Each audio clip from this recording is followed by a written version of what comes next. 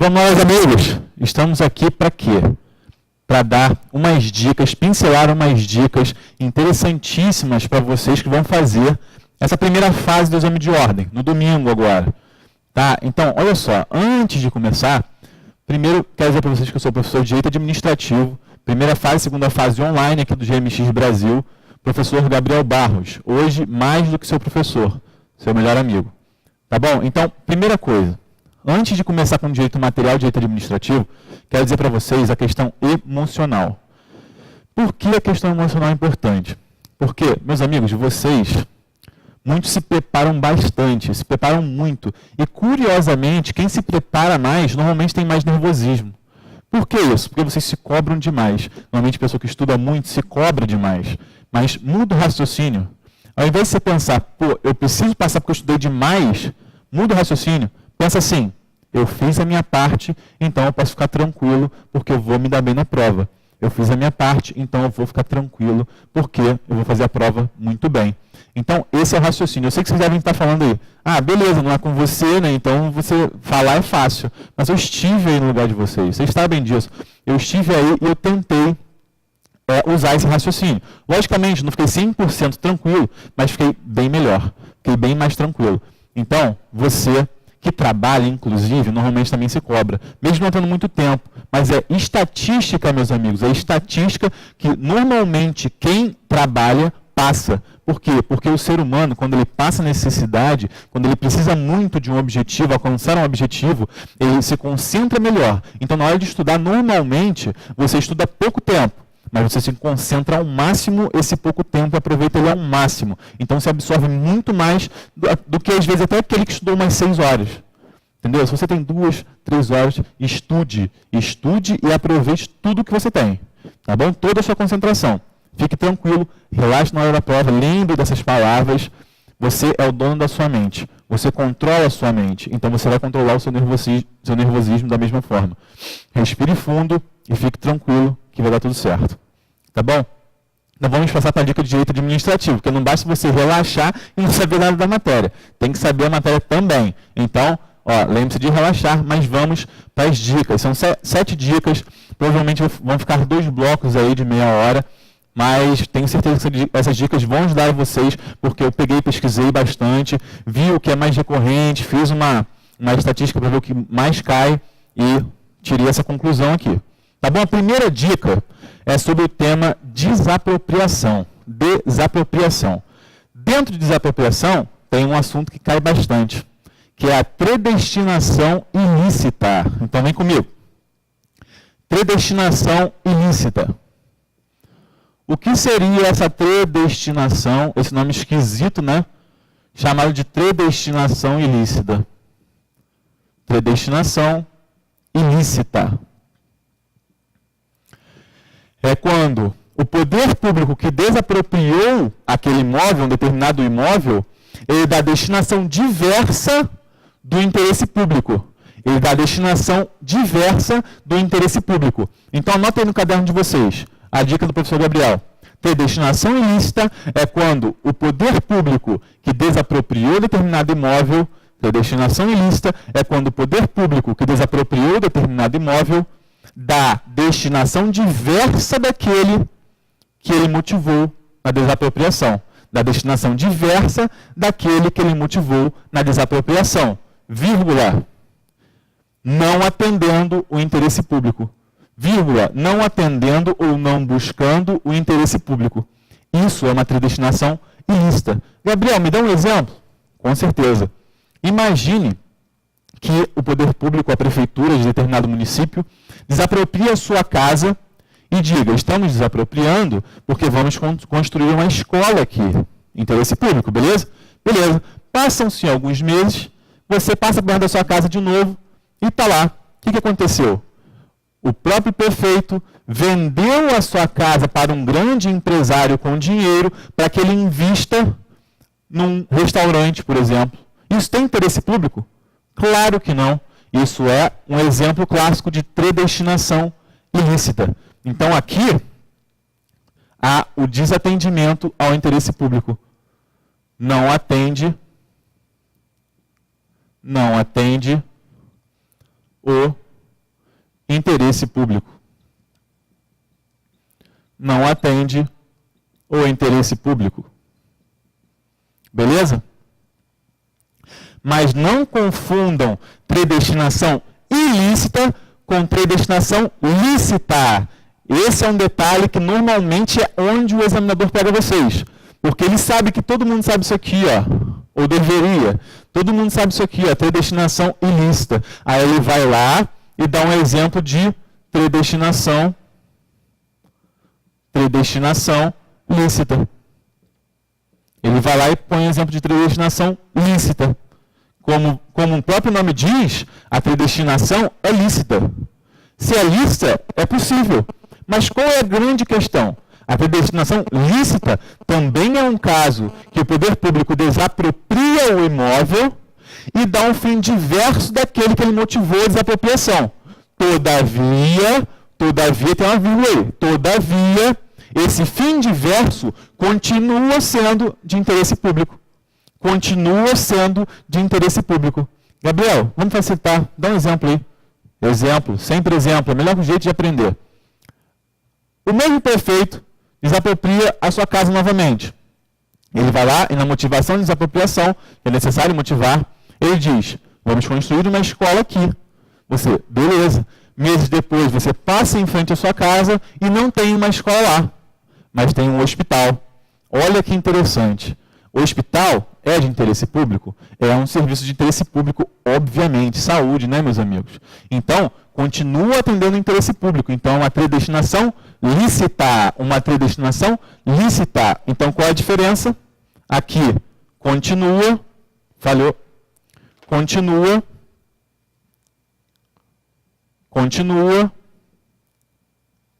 atendendo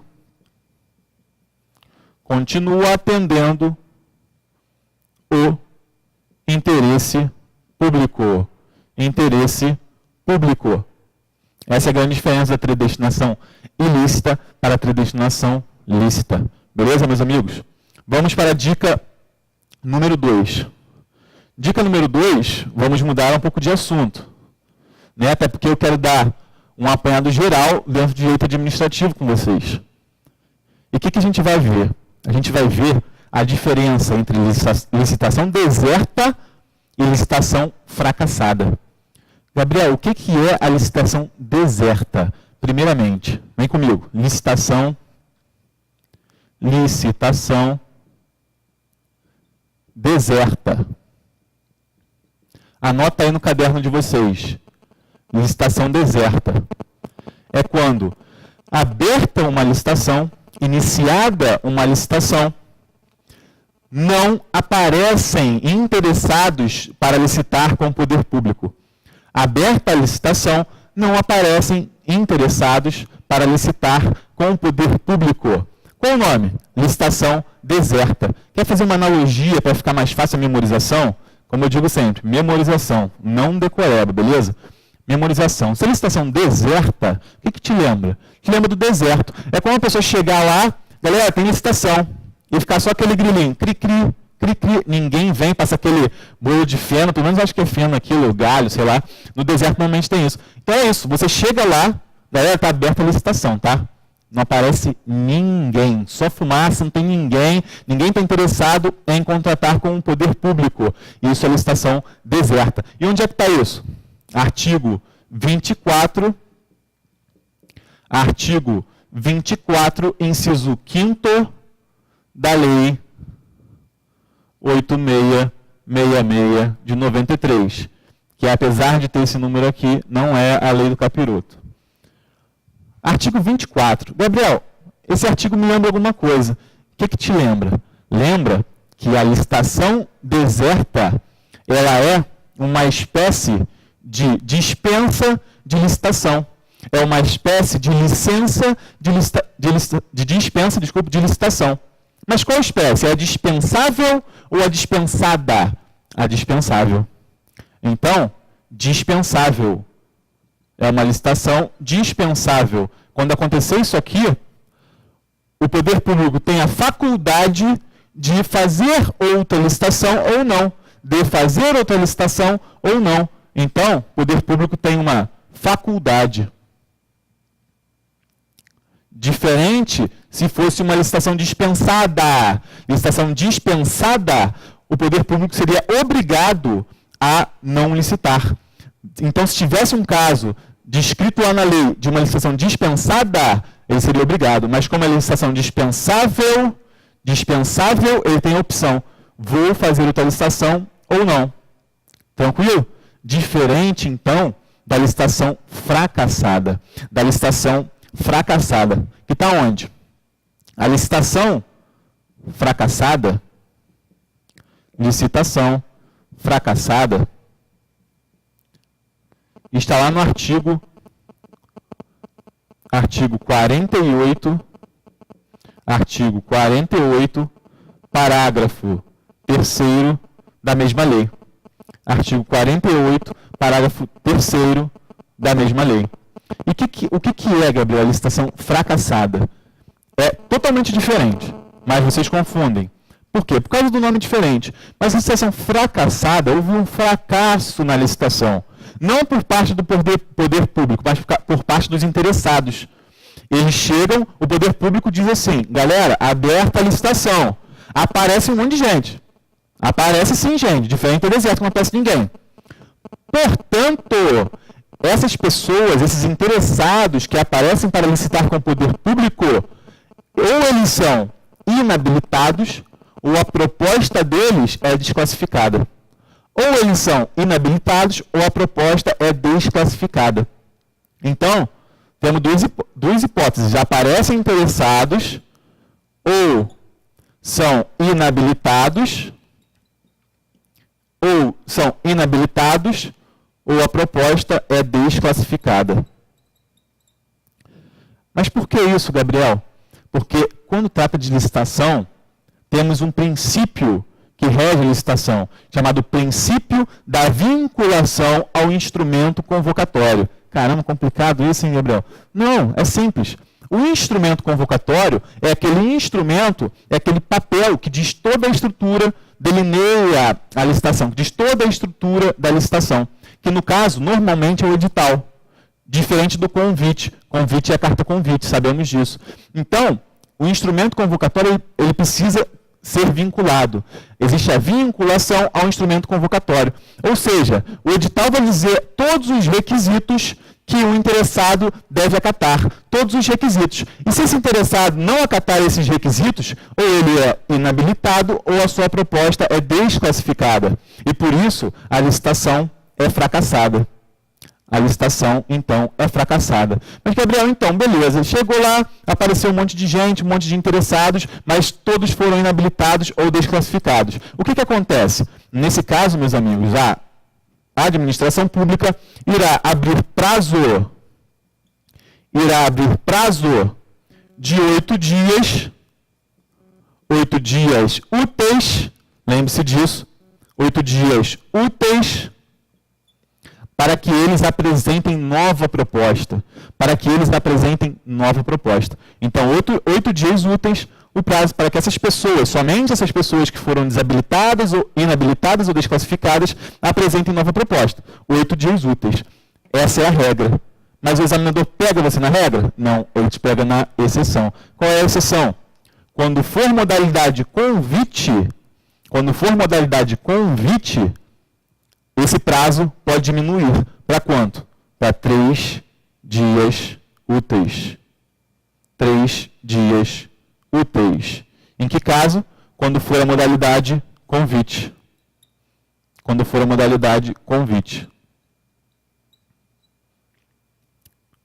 Pegaram? Então, galera, essa é a nossa segunda dica. Tá bom? Espero que vocês tenham entendido. Agora, vamos passar para a nossa terceira dica. Nossa terceira dica aqui para a primeira fase da OAB, que vai ser domingo. Eu tenho certeza que vocês vão acertar. E se eu dei sorte, vai cair alguma coisa que eu dei para vocês. Qual é a terceira dica, meus amigos? A terceira dica, vamos falar dos atributos do poder de polícia. Cai pra caramba. Então vamos falar dos atributos do poder de polícia. E eu tenho uma memorizaçãozinha para vocês de novo. Olha só. Quando falar de atributos do poder de polícia, Lembrem disso aqui, ó, CAD. CAD, isso, CAD. O que significa o CAD? Significam os 3 atributos do poder de polícia, os 3 principais e que a doutrina majoritária adota. Quais são? Coercibilidade,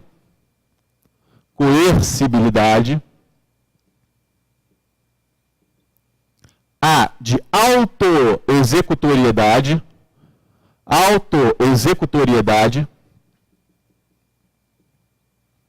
e finalizamos com a discricionariedade.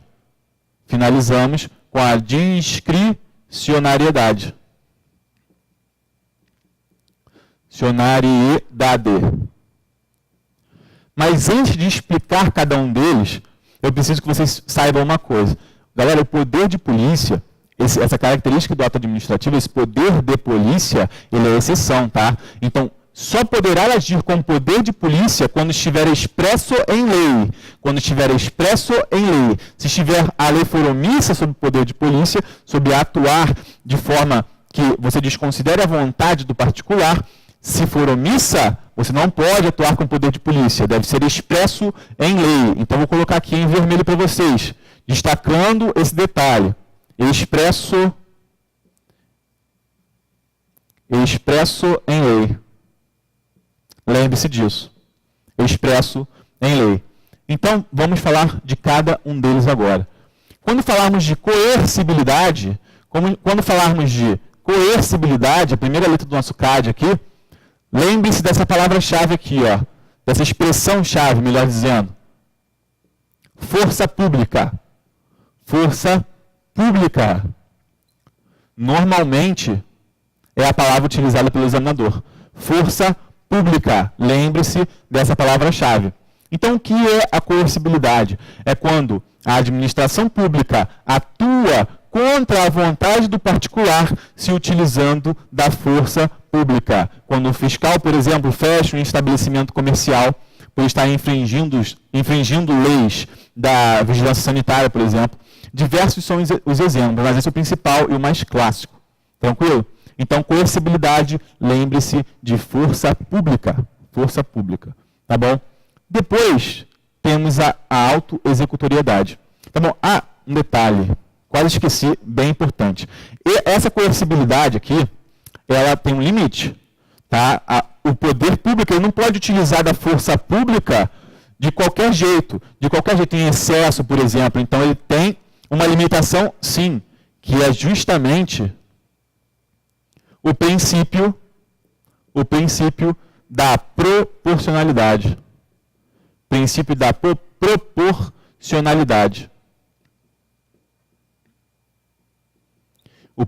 proporcionalidade vai limitar esse atributo do poder de polícia, que é a coercibilidade. Você pode usar a força pública, tranquilo, mas desde que seja proporcional. Tranquilo? Proporcional e razoável.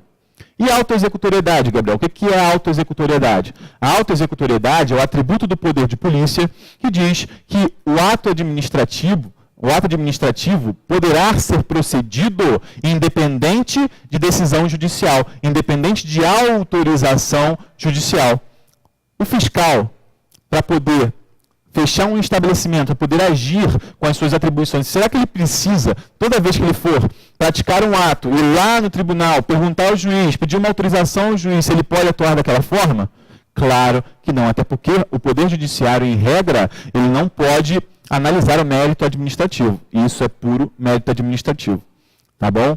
Então, autoexecutoriedade, quando o ato administrativo independe de decisão judicial ou independe de autorização judicial. Tranquilinho, bem fácil. E a discricionariedade? Discricionariedade, como vocês veem muito quando a gente fala de ato administrativo, é sempre a mesma história. É quando o poder público ou o agente público que irá realizar aquele ato, ele tem um patamar de análise de conveniência e oportunidade. Esse patamar de análise de conveniência e oportunidade tem um nome. Justamente o mérito administrativo. Esse mérito administrativo, É essa liberdade que o agente público tem de analisar a conveniência e oportunidade para aquela situação de fato. Analisar a conveniência e oportunidade para aquela situação de fato.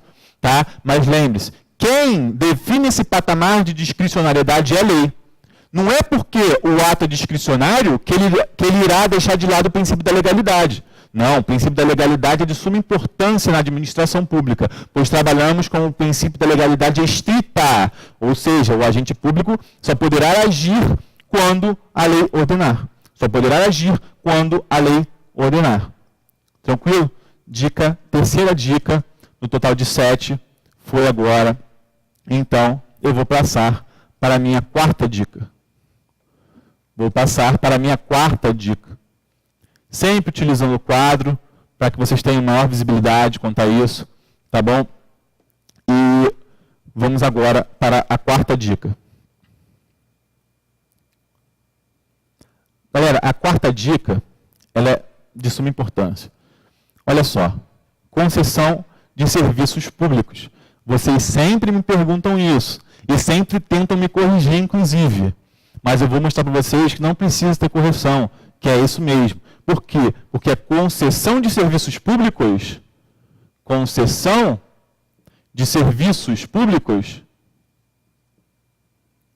é um gênero, é um grande gênero que possui duas espécies.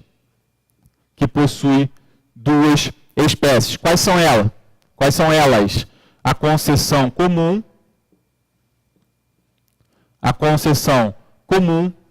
e a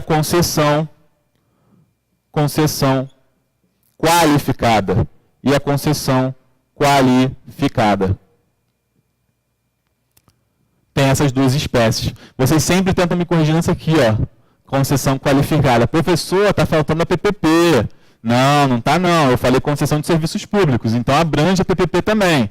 PPP, parceria público-privada, para quem não sabe. E qual é a lei que rege essas duas espécies? Concessão comum, Lei 8987 de 95, e a qualificada, Lei 11.079 de 2004. 11.079 de 2004. Essas duas espécies, por sua vez, possuem uma subespécie, duas subespécies cada uma. Quais são elas? Dentro da concessão comum, temos a maior forma de concessão na nossa prática, que é o que mais tem, que é a concessão simples. Concessão simples é a mais comum. Além da concessão simples, temos a concessão precedida de obra pública. Concessão precedida de obra pública. Onde é que estão? Artigo 2º,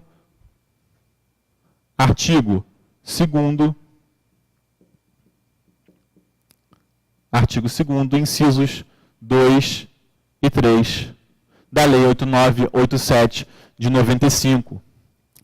E as outras? Quais são as outras subespécies? Aqui, na PPP, né? Essa aqui é a PPP. Lá na Lei 11.079, lei específica da parceria público-privada.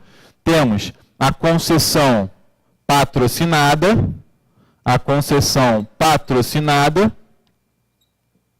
O que é concessão patrocinada? É quando o particular, ou seja, o concessionário contratado pelo serviço público, ele, além de ter as tarifas dos usuários que estão utilizando aquele serviço público, ele tem uma outra parte de uma contraprestação pecuniária da própria administração pública.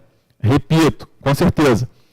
Além de ter, na prestação do serviço público, na concessão patrocinada, o contratado, ou seja, a concessionária, além de ter a tarifa cobrada dos usuários, além de ter essa tarifa cobrada dos usuários, ela tem uma outra parte que é de contraprestação pecuniária da própria administração pública. Uma contraprestação pecuniária da própria administração pública. Então, só para ficar mais claro para vocês, ó, tarifa dos usuários, mas o quê? Contraprestação pecuniária da administração pública, contraprestação pecuniária da administração pública. Qual é a segunda subespécie? Segunda subespécie é a concessão, deixa eu ver se vocês estão vendo aí, estão vendo? Concessão administrativa. Concessão administrativa. Gabriel, o que é a concessão administrativa? A concessão administrativa é justamente quando a administração pública contrata um particular, que será o concessionário, e a própria administração pública é a usuária direta ou indireta desse serviço público. A própria administração pública, ó que legal, é a usuária. A própria administração pública é a usuária desse serviço, seja direta ou indiretamente. Direta ou indiretamente. Tranquilo, meus amigos? Onde é que está isso? Também artigo 2º, também artigo 2º, parágrafos 1º e 2º da Lei 11.079 de 2004, também da Lei 11.079 de 2004. Meus amigos, essa foi a nossa quarta dica. Essa foi a nossa quarta dica. Deixa eu conferir aqui, quarta dica? Isso, quarta dica. Mas, Gabriel, não tem nenhum exemplo de concessão patrocinada, não? E concessão administrativa, só para a gente entender melhor? Tem. Olha só, a concessão patrocinada, vocês podem utilizar o exemplo da linha de metrô. Na linha de metrô, tem a tarifa dos usuários. A gente, para usar o metrô, a gente não tem que pagar uma tarifa para utilizar o metrô? Então, tem a tarifa dos usuários. Além da tarifa dos usuários, no contrato, está estipulado uma contraprestação pecuniária da administração pública para aquele particular, que é o concessionário, na verdade. Tranquilo? Então, linha de metrô, um bom exemplo de concessão patrocinada. E a concessão administrativa? Me dá um exemplo aí de concessão administrativa, ou seja, a administração ela é a própria usuária, eu não consigo definir isso direito. Um bom exemplo, imagine que a administração pública contrate um particular, o concessionário, para construir o seu prédio da prefeitura. Para construir o seu prédio da prefeitura. Justo. Ela vai ser a usuária desse serviço público, então uma concessão administrativa. Meus amigos, paramos na nossa quarta dica, então no próximo bloco vamos ter mais 3 dicas, como eu disse, no total de 7. Um grande abraço, espero que vocês estejam gostando. Clica aí no próximo bloco. Valeu!